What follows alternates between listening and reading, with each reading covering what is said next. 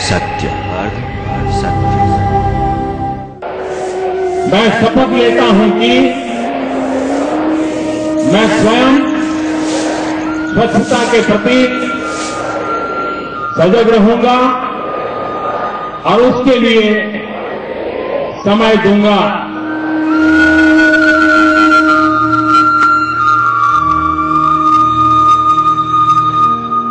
नमस्कार, मैं Rana Yashwant India news पर आपका अर्ध सत्य में स्वागत करता हूं। इसी राजपथ से देश के प्रधानमंत्री नरेंद्र मोदी ने 2 अक्टूबर को पूरे मुल्क को शपथ दिलाई थी साफ सुथरा रहने और रखने की। स्वच्छ भारत अभियान की शुरुआत की थी। मैं न गंदगी करूंगा न किसी और को करने दूंगा।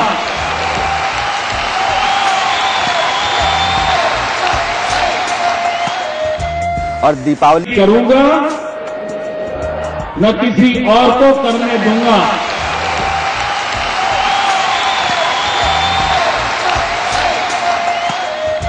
और दीपावली मिलन समारोह के तहत जब वो मीडिया से मिल रहे थे तो उन्होंने साफ सफाई को लेकर मीडिया की भूमिका की तारीफ भी की। करीब 1 महीने से लगातार स्वच्छता पर इतने आर्टिकल पढ़ रहा हूं और इसलिए जो मुझे मदद आप लोगों से माध्यम से मिली है, देश का मीडिया भी देश को बदलने में कितनी बड़ी अहम भूमिका निभा सकता है, इसका एक उत्तम उदाहरण मैं इस अभियान में देख रहा हूं। लेकिन सवाल ये है कि क्या 125 करोड़ मुल्क की मानसिकता को मीडिया अकेले बदल सकता है या फिर स्वच्छ भारत अभियान के तहत इस देश के आम आदमी का मानस बदल रहा है? आज चर्चा इसी बात की, पड़ताल इसी बात की।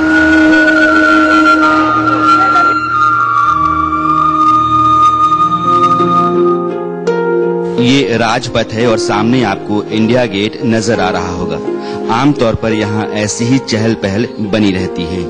लोग आते हैं परिवार के साथ, दोस्तों के साथ, घूमते फिरते हैं, कुछ खाते पीते हैं, वक्त अपना गुजारते हैं और चले जाते हैं। एक तरफ यहाँ राष्ट्रपति भवन है। राष्ट्रपति भवन के दोनों तरफ साउथ ब्लॉक और नॉर्थ ब्लॉक हैं। ये साउथ ब्लॉक और नॉर्थ ब्लॉक जो सरकारी दफ्तर या जो विभाग मंत्रालय हैं, अहम मंत्रालयों के दफ्तर इन दोनों ब्लॉक्स में हैं। और राष्ट्रपति भवन से लेकर इंडिया गेट के बीच का जो रास्ता है, इस रास्ते पर अक्सर चहल पहल बनी रहती है। मैं सिर्फ आपको ये दिखाना चाहता हूँ कि इतने लोग जो यहाँ आते जाते हैं उनका व्यवहार कैसा रहता है यहाँ साफ सफाई को लेकर।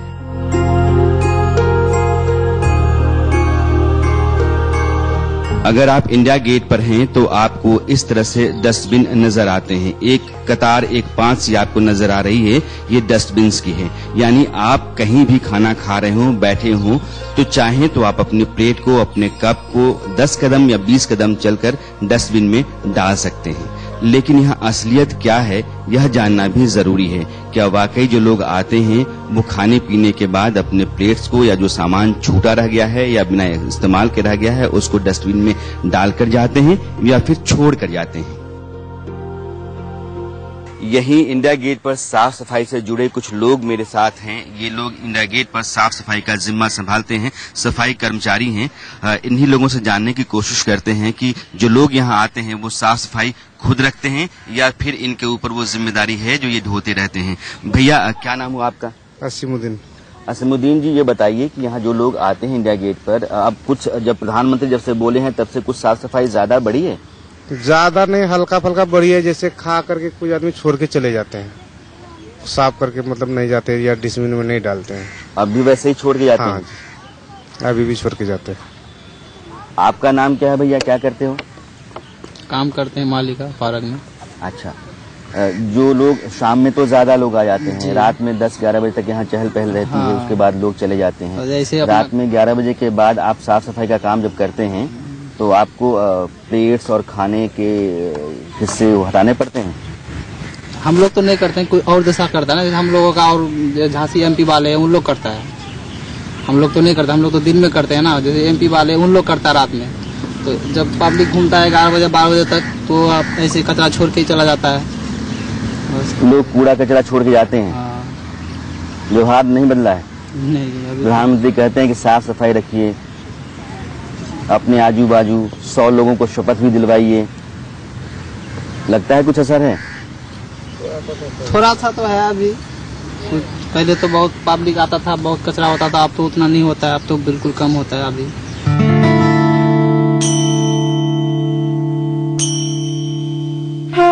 स्वच्छ भारत अभियान एक मोटा अनुमान है कि 62,000 करोड़ से ज्यादा का अभियान है। इसके लिए नरेंद्र मोदी ने खाका भी तैयार किया। उन्होंने अपने 9 रत्न चुने और उन 9 रत्नों पर साफ सफाई की जिम्मेदारी ही नहीं डाली, बल्कि उनको अपने आगे भी इस मिशन को बढ़ाने का जिम्मा सौंपा।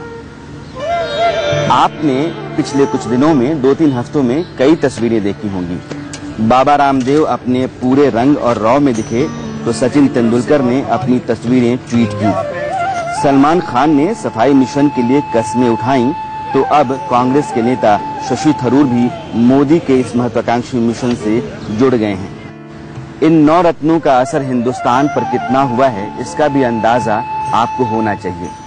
इसलिए कुछ नमूने इस देश के दूसरे लेकिन जरूरी शहरों से भी।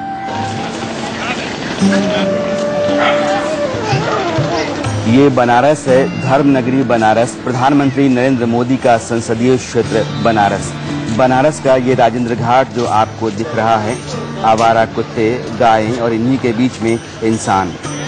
थोड़ी दूर पर ये लाली घाट है, यहाँ कूड़ा कबाड़ फैला पड़ा है जो आपको नजर आ रहा है। कैमरा जो कुछ देख रहा है वही आप देख रहे हैं और वही यहाँ की असलियत भी है। किसी का अंतिम संस्कार हुआ पड़ा है और बांस बल्लियां यहीं रह गई हैं। चूंकि नदी का पानी दूर चला गया है, इसलिए घाट चौड़ा हो गया है और इस चौरस घाट पर जो कुछ भी पड़ा हुआ है वह भी आप देख रहे हैं। यह भारत स्वच्छता मिशन का हिस्सा है या नहीं, अपने आप में यह एक बड़ा सवाल है। क्या बनारस के लोगों का मानस तैयार हुआ है सफाई को लेकर के, यह भी अपने आप में एक बड़ा सवाल है। आप खुद ही देख रहे हैं, गाय भैंसे यहाँ पर ऐसे ही घूम रही हैं, कोई यहाँ पे कुछ करने को तैयारी नहीं है। पहले से जैसा देख रहा हूँ, मैं सोचा कि ये योजना चल रही काफी सफाई की तो घाट साफ मिलेंगे, लेकिन ऐसा हमें एकदम नहीं दिखा। और अब मैं आपको एक दूसरी धर्म नगरी में लेकर चलता हूँ जिसका नाम है मथुरा। मथुरा की सड़कों का यह हाल देखिए। मदन मोहन मंदिर के सामने गली में ये कचरा आपके सामने पड़ा हुआ है और ये सनातन ब्राह्मण समाज मंदिर है जिसके ठीक सामने गंदगी का अंबार आपको नजर आ रहा है। अब थोड़ी दूर पर यमुना किनारे में आपको लेकर चलता हूँ। यमुना किनारे का यह हाल देखिए। लोग यहाँ आए, स्नान किए, अपना शरीर अपना कपड़ा धोकर तो चले गए, लेकिन यहाँ गंदगी छोड़ गए। यमुना द्वितीया का इतना पर्व मनाया गया, लाखों करोड़ों लोगों ने स्नान किया, परंतु जल की स्थिति बद से बदतर और घाटों पर मिट्टी और भी ज्यादा जम चुकी है। आप देख सकते हैं कि इस मिट्टी में इतने कीटाणु मौजूद हैं, तो नहाने वालों की स्थिति क्या रही होगी। और अब कानपुर चलते हैं। ये कानपुर की एक रिहायशी कॉलोनी है। गली में कूड़ा कबाड़ खुले में पड़ा हुआ है। ये सड़ा हुआ पानी जमा है और इसमें सुअर लौट रहा है। और थोड़ी दूर पर ये प्राथमिक स्कूल है जो कानपुर की नई बस्ती में है। सड़क पर सड़ा हुआ पानी जमा है जिससे होकर बच्चों को शायद स्कूल जाना पड़ता होगा, क्योंकि स्कूल में जाने के लिए इस पानी से होकर आपको जाना ही पड़ता होगा। एक बुनियादी सवाल उठता है यहाँ। प्रधानमंत्री कहते हैं कि हफ्ते में 2 घंटे आप श्रमदान कीजिए, यानी साल में 100 घंटे आप श्रमदान कीजिए। अगर आपने 2 घंटे श्रमदान किए होते बनारस, मथुरा और कानपुर, ये मिसाल के तौर पर मैंने कुछ तस्वीरें आपको दिखाई हैं, लेकिन यहाँ के लोगों ने अगर 2 घंटे श्रमदान किया होता तो क्या यह तस्वीरें आज मैं आपको दिखा पाता। प्रधानमंत्री ने पूरे देश को शपथ दिलाई कि आप 2 घंटे श्रमदान कीजिए और 100 ऐसे लोग तैयार कीजिए जो आपकी तरह संकल्प लें, सफाई की शपथ लें। क्या आपने जो शपथ ली उस शपथ को आपने अमल में लाया? क्या आपने 100 लोग और तैयार किए? क्या आपने 2 घंटे श्रमदान में दिए? क्या साल में 100 घंटे श्रमदान के लिए आपने अपने आप को तैयार किया? अगर हाँ, तो फिर ऐसी तस्वीरें कहां से हैं? और अगर ना, तो फिर इतने बड़े अभियान का क्या मतलब है?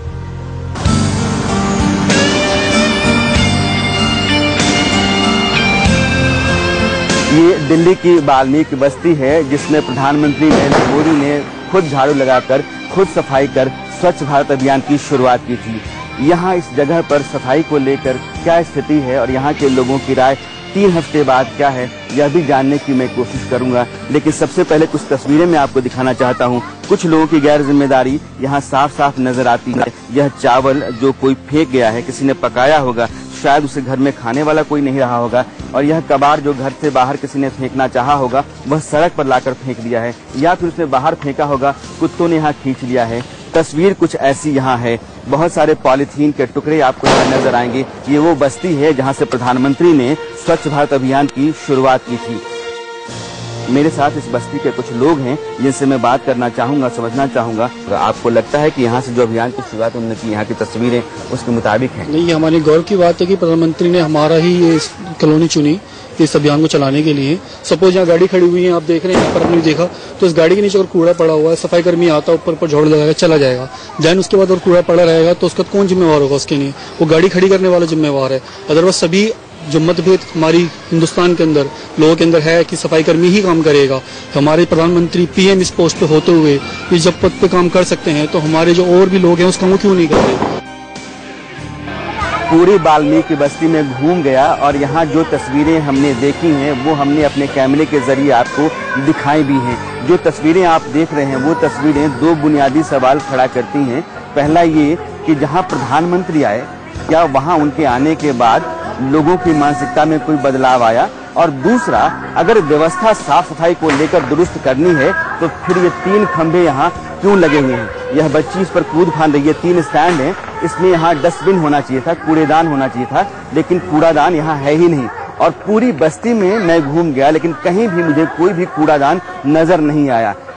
डस्टबिन यहाँ पे रखे जाते हैं और उसके बाद फिर रातों रात गायब हो जाते हैं। तो डस्टबिन नहीं है तो लोग बाहर कूड़ा फेंकते हैं। अब यहाँ से डस्टबिन गायब हो जाते हैं तो लोग कूड़ा कहाँ फेंकेंगे? अपने घर में तो रखेंगे नहीं, तो इधर उधर कूड़ा लोग फेंक देते हैं। बाहर सड़क है, वो मेन रोड पे लोग कूड़ा फेंक देते हैं वहाँ पे।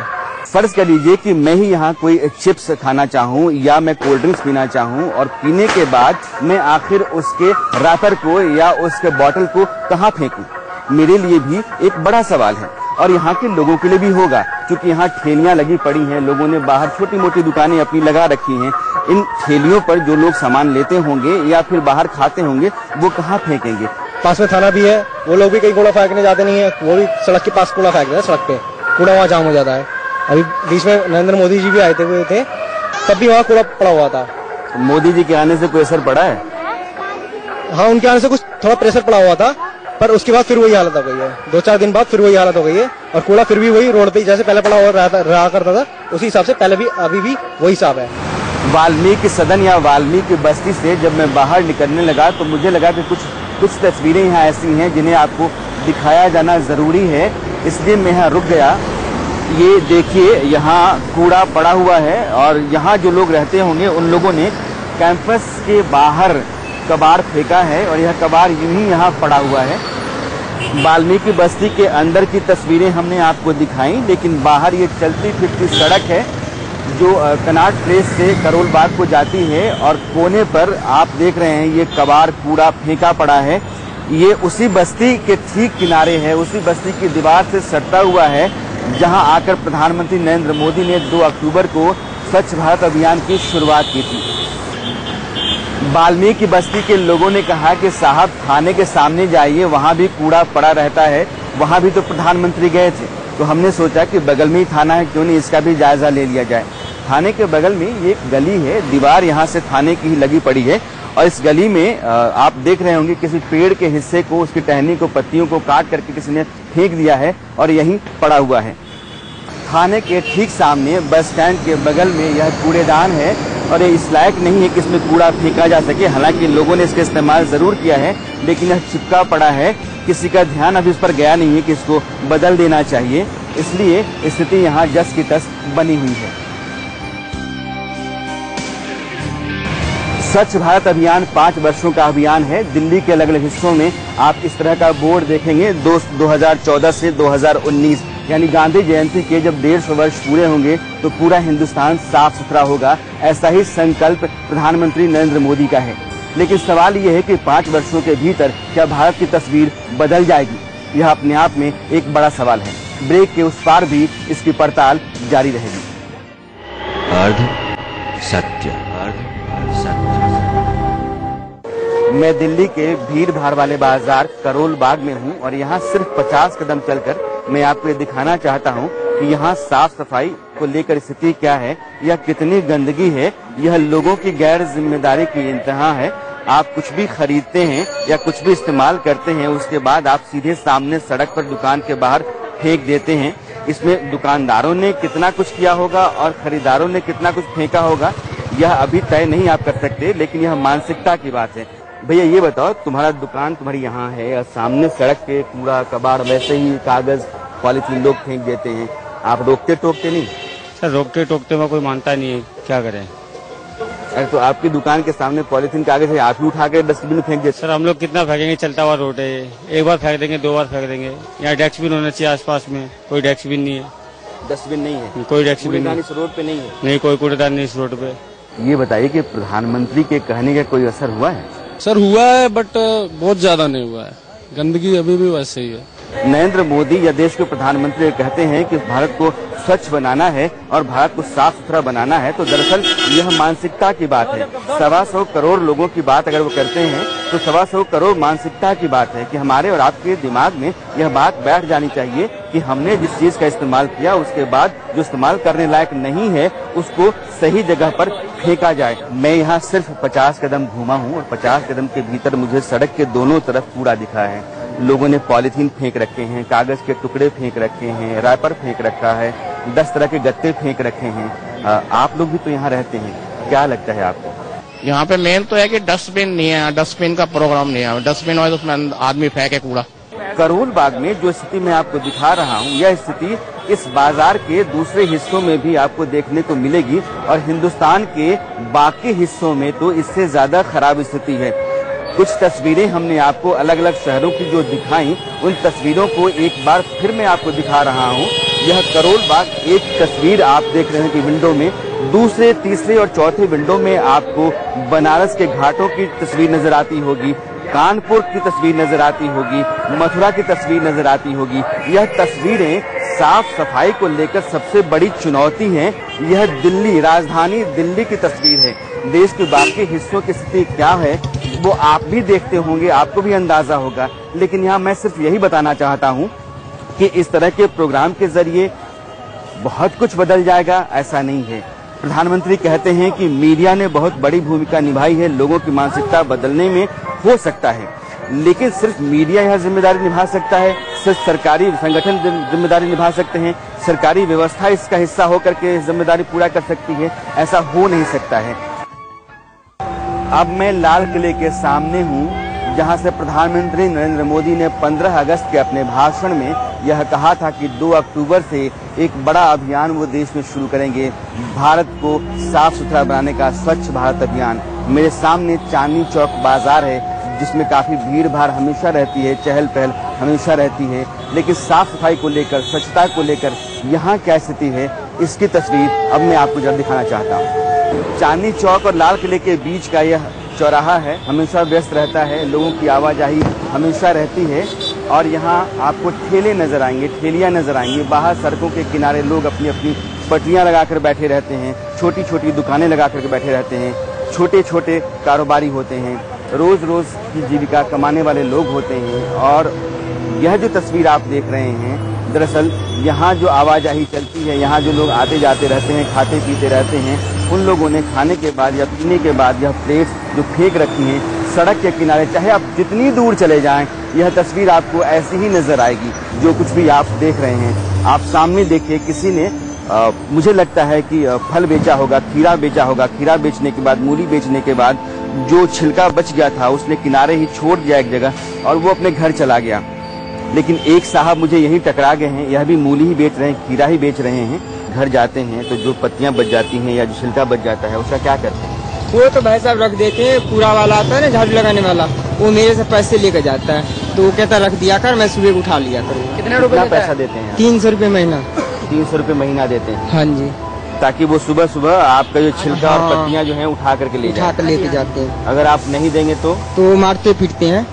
मारते पीटते हैं, गाली बकता है, चाकू दिखाता है कि ये तेरे को इसी से कत्ल कर दूंगा। तो आपकी तरह ये दुकान लगाने वाले तो यहाँ सैकड़ों लोग हैं। सबसे मतलब कहते हैं, गाली देकर बात करते हैं। ये बताइए कि प्रधानमंत्री तो कहते हैं कि सफाई रखिए, साफ सफाई रखिए, लेकिन आप तो सफाई के लिए पैसे देते हैं, तो भ्रष्टाचार है।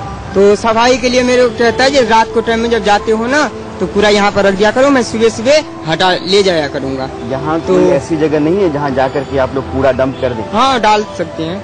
ऐसी कोई जगह बनाई गई है? हाँ हाँ, ऐसे बनाई गई है। हाँ, ऐसे ये सामने है, पर जाने पड़ता है, 1 किलोमीटर है। जो लोग कह रहे हैं वो सच है, जो तस्वीरें आप देख रहे हैं वो सच है, प्रधानमंत्री जो कह रहे हैं वो भी सच है, लेकिन उनके कहने और जमीनी सच्चाई के बीच का जो फासला है उसको समझना बड़ा जरूरी है।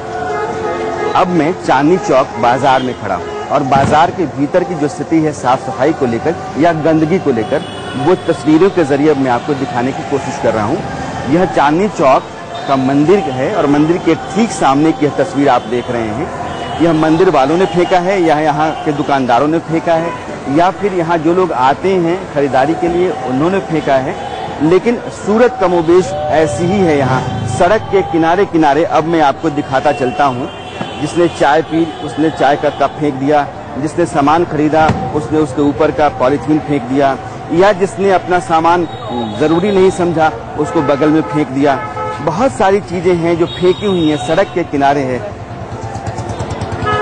एक तरफ दुकान है, दूसरी तरफ सड़क है और इसके बीच में यह जो फुटपाथ कहते हैं, फुटपाथ के किनारे किनारे आप जहां तक चले जाएं वहां तक आपको एक जैसी तस्वीर नजर आएगी। यही गंदगी का आलम है चांदनी चौक में। दिल्ली के जितने भी बाजार हैं जो इसी तरह से भीड़ भाड़ वाले बाजार हैं, वहां स्थिति आपको ऐसी ही मिलती है। इसी चांदनी चौक में शीशगंज गुरुद्वारा भी है और जब आप गुरुद्वारे के सामने आते हैं तो आपको तस्वीर बिल्कुल बदली हुई नजर आती है। यहाँ जो सामने की सड़क है बिल्कुल साफ आपको नजर आएगी, गंदगी का कहीं नामो निशान नहीं है।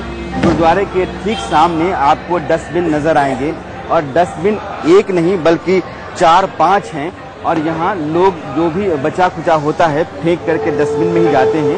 आप जितने कदम चल लें किसी कदम पर आपको गंदगी नजर नहीं आएगी। यह मानसिकता है, यह संकल्प है, यह आदत है जो व्यवहार में होना चाहिए और व्यवहार अगर आपका ऐसा है तो आप साफ सफाई रख सकते हैं। और उसका बेहतर उदाहरण आपको यहाँ देखने को मिलता है शीशगंज गुरुद्वारा में। मैं उस वक्त हूँ जब गुरुद्वारे के भीतर कीर्तन चल रहा है, लोगों की श्रद्धालुओं की काफी भीड़ है और इस भीड़ के बीच में भी आपको एक तिनका एक टुकड़ा कहीं भी पड़ा हुआ नजर नहीं आएगा।